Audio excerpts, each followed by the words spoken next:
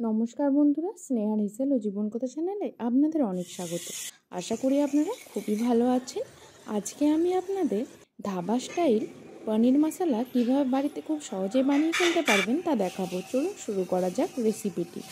এই জন্য প্রথমেই তেল নিয়ে নিয়েছি। তেলটা গরম হওয়ার পর পনিরগুলিকে দেখুন কিউব করে কেটে রেখেছিলাম। এরপর পনিরগুলিকে লাল লাল করে ভেজে নেব একটু সময় ধরে। তারপর দেখুন গোটা গরম মশলা, সাদা জিরে আর শুকনো লঙ্কা, তেজপাতা ফোড়ন দিয়েছি। তারপর ওইগুলো থেকে একটা ভালো সুগন্ধ আসার পর পেঁয়াজ দিয়ে দিয়েছি। পেঁয়াজটিকে গোল্ডেন ফ্রাই করে নিয়েছি। এরপর এর মধ্যে আদা রসুনের পেস্ট দিয়ে দিয়েছি। আদা রসুনের পেস্টটিকে যখন কাঁচা গন্ধ চলে গেছে তখন আমরা ওর মধ্যে টমেটো পেস্ট দিয়ে দিয়েছি। খুব ভালোভাবে মশলাটিকে ভেজে নেব। এরপর দেখুন টক দই ফেটিয়ে নিয়েছি। তারপর এর মধ্যে ঝাল লাল লঙ্কার গুঁড়ো, অল্প পরিমাণে হলুদ গুঁড়ো, জিরে গুঁড়ো, ধনে গুঁড়ো ও কাশ্মীরি লাল লঙ্কার গুঁড়ো দিয়ে খুব ভালোভাবে দইয়ের সাথে মশলাটিকে কষিয়ে নেব। তারপর ওইটি দিয়ে দিয়েছি কড়াইতে।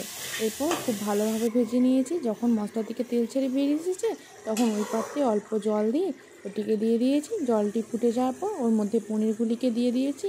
পনিরগুলিকে অল্প সময়ের জন্য ফুটিয়ে নেওয়ার পর ধনে পাতা ও কাঁচা লঙ্কা দিয়েছি। তারপর অল্প গরম মশলা ছড়িয়ে নামিয়ে নিয়েছি। ব্যাস, তাহলে রেডি ধাবা স্টাইল পনির মশলা। এভাবে আপনারা বাড়িতে একবার হলেও বানাবেন। আশা করি আপনাদের খুবই ভালো লাগবে।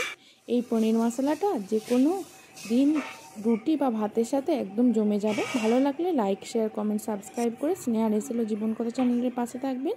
পরবর্তীতে নতুন রেসিপি নিয়ে আবার ফিরে আসবো। ততক্ষণ পর্যন্ত চ্যানেলটি অবশ্যই